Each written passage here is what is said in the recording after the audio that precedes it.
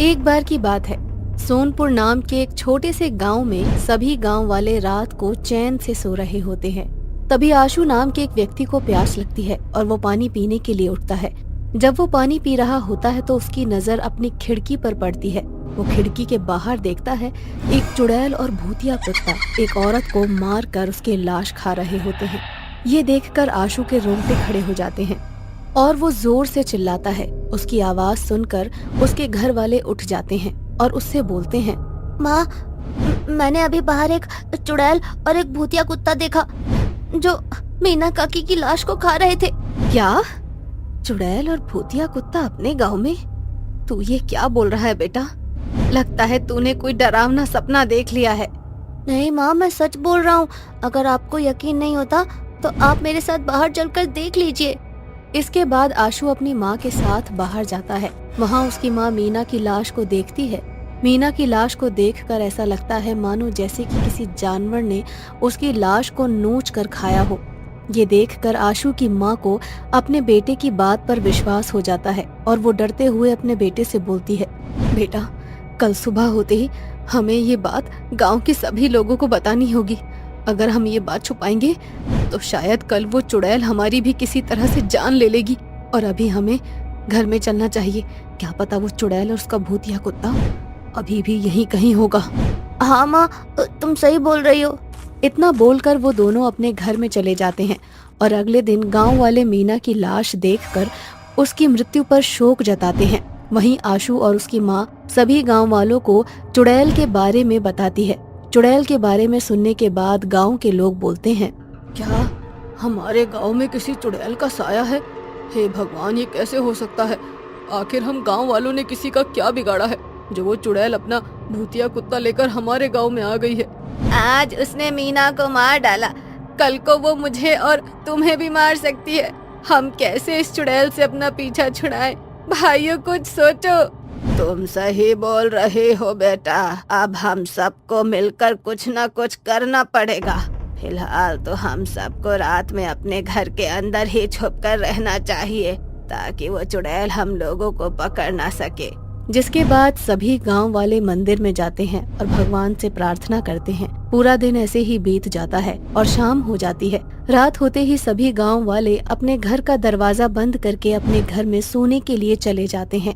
रात के 2 बज रहे होते हैं और अब आधी रात को वो चुड़ैल अपने भूतिया कुत्ते के साथ गांव के अंदर आती है और वो देखती है कि गांव के सभी लोग आज अपने अपने घरों के अंदर सोए हुए हैं। आज एक भी ऐसा इंसान नहीं था जो अपने घर के बाहर या आंगन में हो। ये देखकर चुड़ैल अपने भूतिया कुत्ते से बोलती है, ये क्या, आज सारे गांव वाले अपने घरों के अंदर हैं। लगता है इन गांव वालों को हमारे बारे में पता चल गया है। इन्हें क्या लगता है कि ये अपने घर में छुप कर बैठ जाएंगे तो हम इनका कुछ नहीं बिगाड़ पाएंगे। हम इन्हें इनके घर के अंदर से बुलाकर मारेंगे और अगर फिर भी ये अपने घरों से बाहर नहीं निकले तो इनके घर में घुस कर इनको मारेंगे। हाँ मेरे शेर, मैं समझ गई तुम क्या कहना चाहते हो। तुम यही कहना चाहते हो ना कि मैं अपना वेश बदल के लोगों के घर का दरवाजा खटखटाऊं और उनसे मदद की भीख मांगूं। और जब मैं ऐसा करूंगी तो कोई न कोई जरूर बाहर आ जाएगा मेरी मदद करने को, और जब वो बाहर निकलेगा तब हम अपना शिकार कर लेंगे, है ना? अब चुड़ैल ऐसा ही करती है, परंतु इस बात से बेखबर चुड़ैल की सभी गांव वाले उसको देख रहे हैं। वो चुड़ैल अपना रूप बदल लेती है और एक सुंदर लड़की का रूप ले लेती है और वो राजू के घर की ओर जाती है। चुड़ैल राजू के घर का दरवाजा जोर जोर से पीटती है और बोलती है, कोई है? प्लीज मेरी मदद करो, नहीं तो वो चुड़ैल मुझे मार डालेगी। प्लीज दरवाजा खोलो, कोई मेरी मदद करो। चुड़ैल की आवाज सुनकर राजू अपने घर में बैठा खुद से बोलता है, इस चुड़ैल को मैं ही मिला था क्या जो ये मेरे घर का दरवाजा पीट रही है? हे भगवान, अब क्या करूं? कहीं ऐसा ना हो कि दरवाजा तोड़कर मेरे घर के अंदर घुस जाए। हे प्रभु, मेरी मदद करो। काफी देर तक चुड़ैल राजू के घर का दरवाजा पीटती रहती है पर राजू बाहर नहीं आता। जिसके बाद चुड़ैल अपना भूतिया कुत्ता लेकर वहाँ से चली जाती है। चुड़ैल के वहाँ से जाते ही राजू दरवाजा खोलता है और बाहर आता है। चुड़ैल अपने भूतिया कुत्ते के साथ फिर से वहाँ आ जाती है और राजू को मार डालती है। ये देखकर सभी गांव वाले बहुत ज्यादा डर जाते हैं। तो वही चुड़ैल राजू को मारकर अपने भूतिया कुत्ते के साथ गांव से चली जाती है। अगली सुबह फिर से सभी गांव वाले आपस में बात कर रहे होते हैं और बोलते हैं, अरे ये चुड़ैल तो बहुत ही ज्यादा खतरनाक है, हम सबको इससे जल्द से जल्द छुटकारा पाना होगा।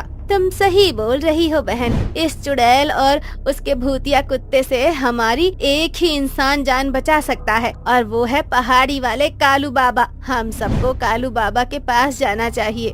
इतना बोलकर वो सभी औरतें कालू बाबा के पास मदद मांगने के लिए जाती हैं और कालू बाबा उन सभी गांव वालों की मदद के लिए मान जाते हैं। रात को कालू बाबा गांव वालों के गांव में जाते हैं। जैसे ही रात के 2 बजते हैं, चुड़ैल अपना भूतिया कुत्ता लेकर उस गांव में आती है। कालू बाबा उस चुड़ैल का सामना करते हैं। बाबा को देखकर चुड़ैल बोलती है, बाबा तू यहाँ से चला जा, तू इस गांव का नहीं है।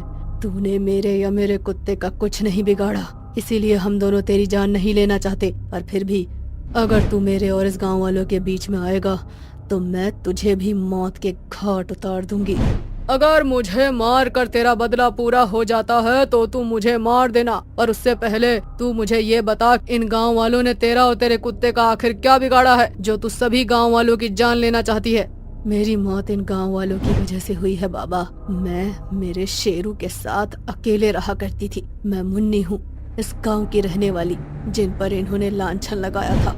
बाबा मैं अपने शेरू के साथ अकेले रहा करती थी। एक दिन गांव में चोरी हुई। इत्तेफाक से उस समय मैं अपने कुत्ते की दवाई लेकर घर जा रही थी। रास्ते में एक चोर मेरे हाथों में पोटली थमा गया। मैं उस पोटली को लेकर सरपंच के पास जाने ही वाली थी। उससे पहले गांव के लोगों ने उस पोटली को मेरे हाथों में देख लिया और मुझे चोर ठहरा दिया। इसके बाद इन लोगों ने बिना मेरी बात सुने मुझे पत्थरों से मारा, जिससे मेरी और मेरे शेरू की मृत्यु हो गई। बस तभी से मैंने ठान लिया कि मैं अपनी मौत का बदला इन गांव वालों से लूंगी। मीनू हमें माफ कर दे, हमें लगा वो चोरी तूने ही करी है। वो पैसे हम सभी गांव वालों की जमा पूंजी थी। हमने तेरी बात नहीं सुनी और जब उस चोर ने हमें ये कहा कि ये चोरी तूने की है और तेरे पास पोटली मिली तो हम सभी गांव वालों को लगा कि तू ही चोर है। हमें हमारी छोटी सी गलती की इतनी बड़ी सजा मत दे। हाँ हम मानते हैं हमारी वजह से तेरी जान गई, पर उसका बदला इस तरह से मत ले। पूरे गांव को वीरान मत कर। मुन्ने तुम एक समझदार लड़की हो, गांव वालों से गलती हुई है और तुमसे अपनी गलती की माफी मांग रहे हैं ये सब, तुम इन्हें माफ कर दो। नहीं, मैं किसी को माफ नहीं करूंगी। आज इनकी वजह से मैं इंसान से एक चुड़ैल बन गई हूँ और मेरा शेरू एक कुत्ते से भूतिया कुत्ता। इतना बोलकर भूतिया कुत्ता और वो चुड़ैल गांव वालों पर हमला करने लगते हैं, जिसके बाद ना चाहते हुए भी बाबा को अपना भभूत चुड़ैल और कुत्ते के ऊपर फेंकना पड़ता है। बाबा जैसे ही अपना भभूत चुड़ैल के ऊपर फेंकते हैं, जिसके बाद बाबा एक मंत्र पढ़ते हैं और उन दोनों के शरीर में आग लग जाती है और वो दोनों जलकर राख हो जाते हैं। जिसके बाद सभी गाँव वाले उस चुड़ैल और उसके भूतिया कुत्ते के खौफ से आजाद हो जाते हैं। रात के 12 बजे अतुल को किसी की रोने की आवाज सुनाई देती है। रोने की आवाज सुनकर 10 साल का अतुल उठ जाता है। कौन है इतनी रात को? कौन रो रहा है? अतुल के बोलते ही रोने की आवाज बंद हो जाती है, जिसके बाद अतुल फिर से सो जाता है। अभी अतुल को सोए 10 मिनट भी नहीं हुआ कि एक बार फिर से उसको किसी की सिसकियां सुनाई देती है। अपने कमरे से बाहर आती सिसकियों की आवाज सुनकर अतुल को नींद नहीं आती और अब वो डरने लगता है। कौन है जो इस तरह से इतनी रात को रो रहा है? मैं एक काम करता हूँ, मैं आज माँ पापा के पास जाकर सो जाता हूँ। इतना बोलकर अतुल अपने कमरे से बाहर जाता है। वो अपनी स्वर्गवासी नानी के कमरे से होते हुए अपनी माँ के पास जा रहा होता है। तभी वो देखता है कि उसकी नानी का कमरा खुला है और उसकी नानी की कुर्सी अपने आप हिल रही है। ये देखकर अतुल और डर जाता है और कमरा बंद करने के लिए आगे बढ़ता है। जैसे ही अतुल आगे बढ़ता है, उसको अपनी नानी की आवाज सुनाई देती है। मेरा बच्चा आ गया अपनी नानी से मिलने। मैं कब से तेरा इंतजार कर रही थी मेरे अतुल। अपनी नानी की आवाज सुनकर अतुल कमरे में जाता है, जहाँ वो देखता है कि उसकी नानी एक मिठाई के डब्बे को अतुल के लिए पैक कर रही होती है। अपनी अपनी नानी को देखकर अतुल खुश होता है और अपनी नानी से बोलता है, नानी, आप आ गई मुझसे मिलने। आपको पता है मैं कब से आपसे मिलना चाहता था, पर पापा हमेशा बोलते थे कि उनके पास टाइम ही नहीं है कि वो मुझे आपसे मिलवाने के लिए गांव ला सके। और जब मैं आपसे मिलने गांव आया तो सब बोल रहे थे कि आप मर चुकी हैं। अरे मेरे बच्चे, तुझ में तो तेरी नानी की जान बसती है, जान। बिना तुझसे मिले और तुझे प्यार किए मैं इस दुनिया से कैसे मुक्ति पा सकती हूँ। सच नानी? हाँ मेरे बच्चे।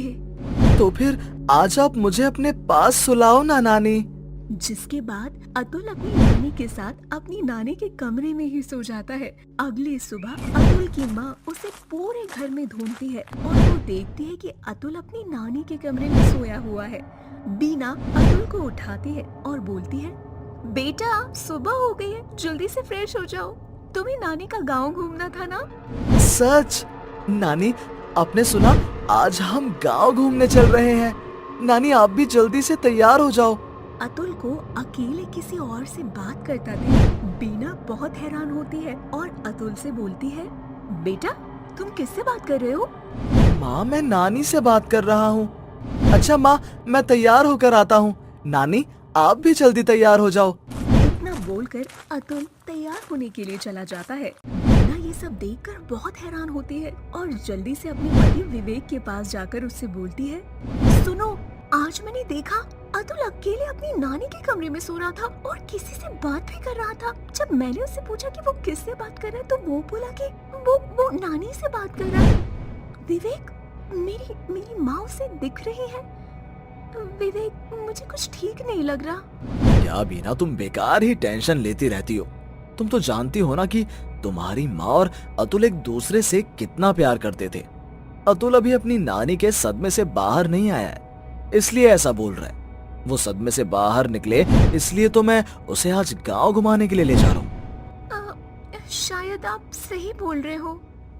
इस तरह से दोनों घर में हो रही घटनाओं को नजरअंदाज कर देते हैं और बाहर गांव घूमने जाते हैं, जहां दोनों पति पत्नी अतुल को एक बार फिर से किसी से अकेले में बात करते हुए देखते हैं, परंतु वो दोनों कुछ नहीं बोलते और रात को घर जाते हैं, जहां रात को अतुल अपनी नानी के कमरे में सोने की जिद करता है, जिस पर विवेक को गुस्सा आ जाता है और वो अतुल को डांटते हुए बोलता है, अतुल, ये क्या जिद लगा रखी है?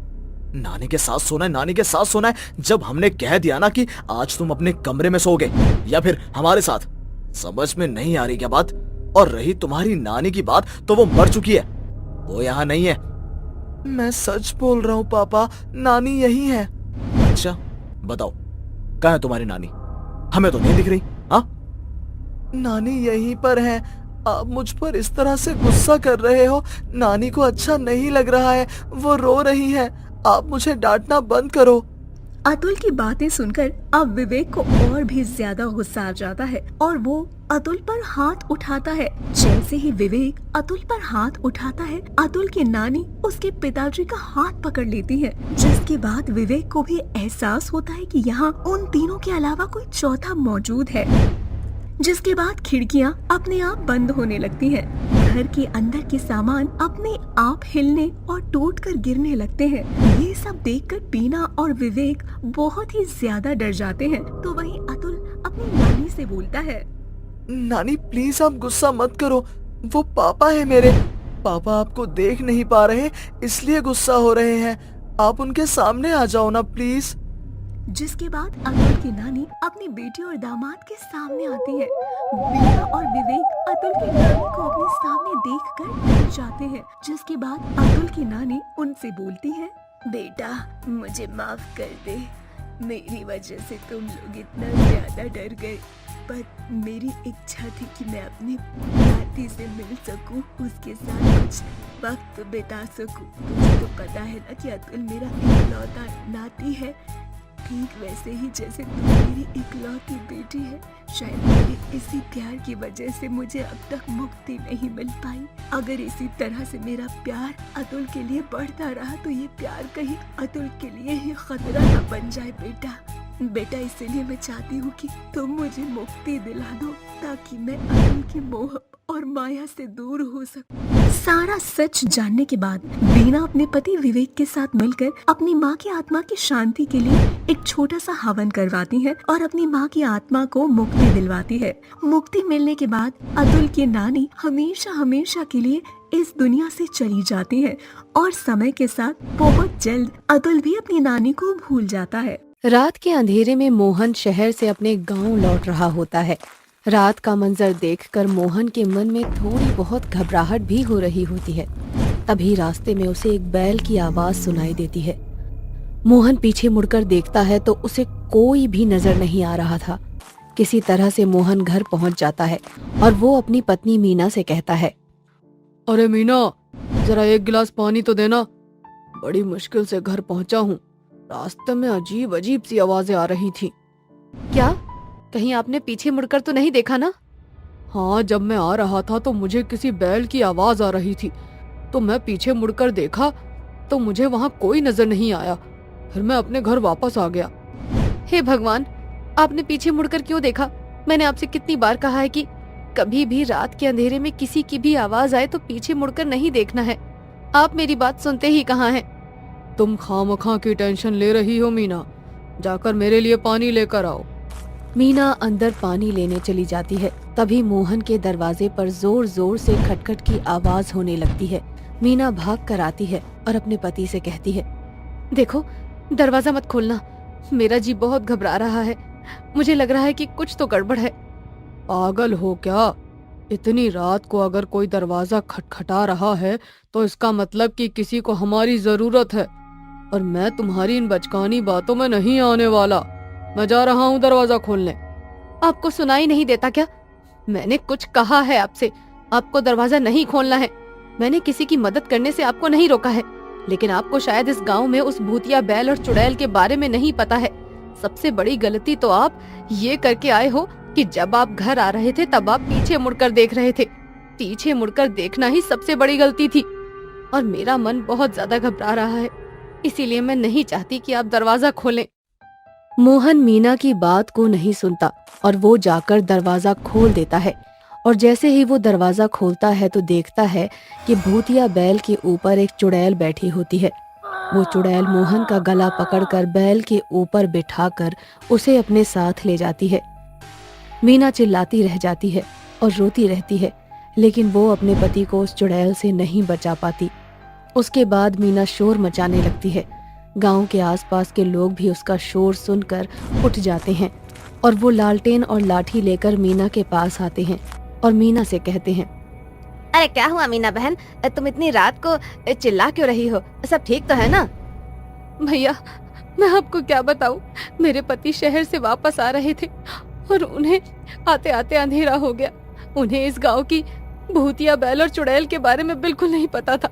रास्ते में वो बैल उन्हें आवाज देने लगा और ये पीछे मुड़कर देख लिए, और उनका पीछा करते करते चुड़ैल हमारे घर तक आ गई और वो मेरे पति को उठाकर ले गई। भैया, क्या ये सब हो गया? और वो भूतिया बैल और चुड़ैल बहुत ही ज्यादा खतरनाक है, वो किसी को भी नहीं छोड़ेंगे। नहीं, ऐसा मत बोलिए। मैं अपने पति को बचाना चाहती हूँ और आप सब मेरा साथ दीजिए। आप सब मेरे साथ चलिए, उन्हें ढूंढने की कोशिश करिए। मैं अपने पति को बचा कर ही रहूंगी। टेंशन मत लो मीना बहन, हम तुम्हारे साथ हैं। चलो जल्दी जल्दी चलो, मोहन भाई को ढूंढने की कोशिश करते हैं। मीना गांव वालों के साथ अपने पति को यहाँ वहाँ ढूंढने लगती है और आखिरकार मीना गांव वालों के साथ एक सुनसान जगह पर पहुँच जाती है, जहाँ पर वो भूतिया बैल और चुड़ैल दोनों मिलकर मोहन को पेड़ पर उल्टा लटका रहे होते हैं। ये मंजर देखकर गांव वाले और मीना सभी लोग घबरा जाते हैं। मीना अपने पति को इस हालत में देखकर उसके पास भागी चली जाती है और वो चुड़ैल से कहती है, चुड़ैल जी, मैं आपसे माफी मांगती हूँ। अगर मेरे पति से या मुझसे कोई भी जाने अनजाने में भूल हो गई हो तो आप मुझे माफ कर दीजिए, लेकिन मेरे पति को छोड़ दीजिए। ये मेरा सुहाग है, इनके बिना मैं नहीं रह सकती। नहीं, तेरे पति को मारकर उसका खून पीऊंगी। लेकिन आप इनका खून क्यों करना चाहती हैं? मेरे पति ने आखिर क्या किया है? नहीं, मुझे तेरे पति का खून पीना है तो पीना है। ये सारे मर्द चौथ एक ही किस्म के होते हैं और मैं अपने गांव के हर मर्द को मार कर उसका खून पीना चाहती हूँ, क्योंकि मुझे भी मेरे पति ने मार डाला था। तब से मैं यहाँ वहाँ भटक रही हूँ। मैं मानती हूँ कि आपके साथ बहुत बुरा हुआ है, लेकिन मेरे पति बिल्कुल भी वैसे नहीं है। मुझसे बहुत प्यार करते हैं। आप मेरे पति को मत मारो। अगर आपको खून पीना ही है तो आप मेरा खून पी लीजिए। ये सुनकर मोहन चुड़ैल से कहता है, अरे नहीं चुड़ैल जी, आप मीना की बात बिल्कुल मत सुनिए। इसे कुछ मत करना। आपको खून पीना है तो मेरा खून पीजिए, लेकिन मेरी मीना को कुछ मत करना। मोहन और मीना का प्यार देखकर चुड़ैल रोने लगती है और वो मोहन को छोड़ देती है और कहती है, अच्छा लगा ये देखकर कि इस दुनिया में ऐसे लोग हैं जो एक दूसरे से बहुत ज्यादा प्यार करते हैं, वरना बहुत सी ऐसी औरतें हैं जिन्हें ना तो जिंदगी नसीब होती है और ना ही किसी का प्यार। बस मैं इतना चाहती हूँ कि हर आदमी मोहन की तरह हो जाए और अपनी पत्नी को प्यार करे, सम्मान दे। इतना बोलकर चुड़ैल बैल के ऊपर बैठकर चली जाती है और मोहन मीना को गले लगा लेता है। थोड़ी ही देर बाद सभी लोग अपने अपने घर वापस आ जाते हैं।